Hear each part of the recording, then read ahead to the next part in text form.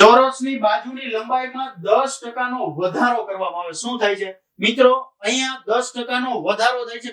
કેમાં? તો ચોરસની બાજુમાં. ચોરસની બાજુઓ ચારેય બાજુના માપ સમાન હોય, મતલબ ચારેય બાજુથી વધારો થશે.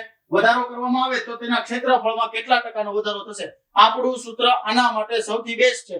જોજો શું કે છે, તો x + y + xy ના છેદમાં 100.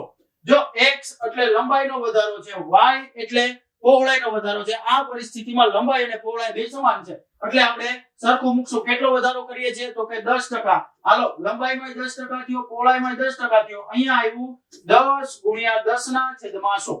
બરાબર? એટલે આ બે કેન્સલ થઈ ગયું. અહીંયા આવ્યું 1. હાલો, 10 ને 10 20 ને 1 કેટલું થયું? 21. મતલબ તેના ક્ષેત્રફળમાં કેટલા ટકાનો વધારો થશે? તો કે D21.